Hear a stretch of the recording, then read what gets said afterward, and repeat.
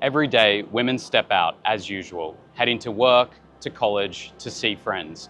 Millions of them go about their lives, and yet one unspoken question shadows many of them. Am I safe? Violence against women is unfortunately a global issue. It occurs everywhere, from London to Paris to New York.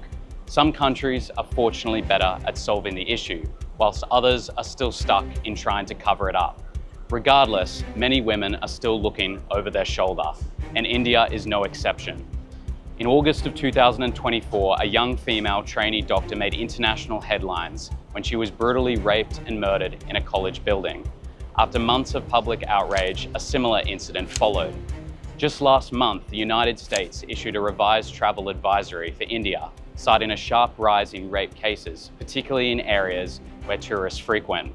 Whenever these stories emerge, conversation is unfortunately derailed. Some people, out of national pride or politics, prefer to divert attention toward other countries, as if that in some way cancels out what is happening in their own. Regardless, in all this noise, one thing is lost. Women are suffering. Today, we're not here to score points, debate numbers, or rank countries. We're here simply to listen. So we're on the streets, and we want to hear what the women of India have to say. So do you feel comfortable walking the streets at night in India? No. In India, it depends where we are walking. Yeah. No, honestly, no. No, I don't. No, not really. No, not at all. There's a lot of catcalling, and just in general, I feel like there's not a lot of women police officers also for me to feel safe. Because there are a lot of places where it's after it gets dark, there are people around, and we don't really feel safe going outside because there a lot of times I've seen that people follow you. There's no safety nowadays because you daily read the news and everything, so that's very clear there's no safety. Technically, as per the timings, the night time is after 10, right? But for us girls in Delhi, especially, the night is right after sunset. Do you feel like you get stared at a lot? A lot. Like this is a posh area. If you go in North Delhi, north side, it's very hideous actually. It's very disgusting. Even in metros. Depends on a lot of things. I would feel safer in maybe walking in a street down in Bombay, but maybe not in Delhi, or maybe not certain parts of Delhi. And what would you say to people who think that if something bad happens to a woman, it's generally because she's done something wrong? No, that's incorrect. It's definitely a wrong mindset. I think they're uneducated. Do face a lot of these things that you shouldn't have done this, you shouldn't have worn a particular thing, you shouldn't have gone late at night if something happened to you, which is absolutely wrong. Obviously, the societal construct should be such that if something wrong happens to me, then it's because of the other person who is doing wrong to me, not because of me.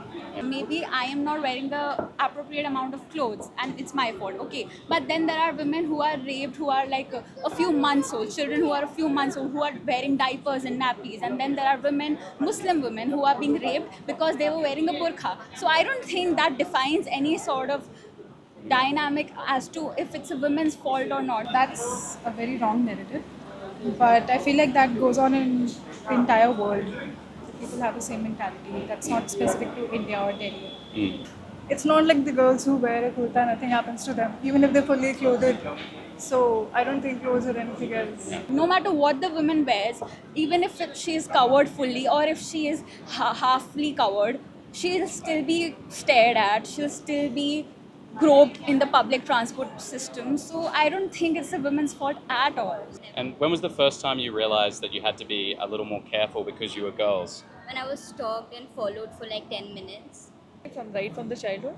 Ever since you're born, like even at the age of 5 or 6, your parents sort of tell you good touch, bad touch, and that's how you realize, right? And you read so many cases online. So I think, honestly, around like 6-7 years is when I figured that I have to be extra cautious just because I'm a girl. At this point, it's like in our basic instincts only that you have to look back when you're walking alone and you have to be careful. I think I was very young.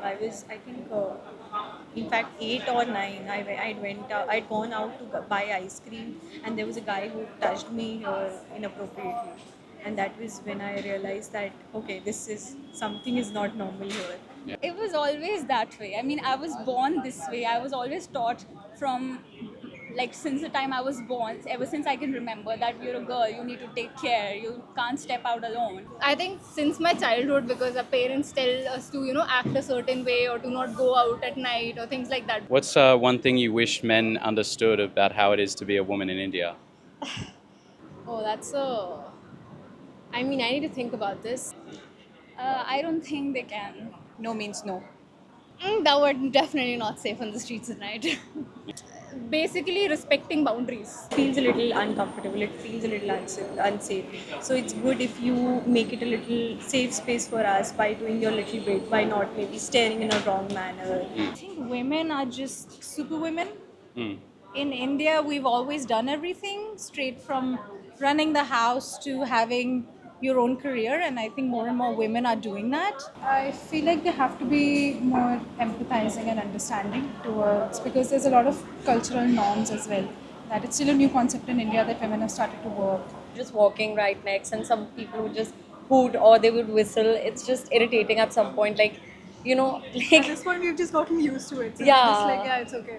it shouldn't be But- normalized, exactly. but low-key, I think it is. They should just put themselves in our shoes. Like, even our friends or whatever, like, sometimes they take things very casually, but then I have to tell them, like, bro, I'm a girl in India.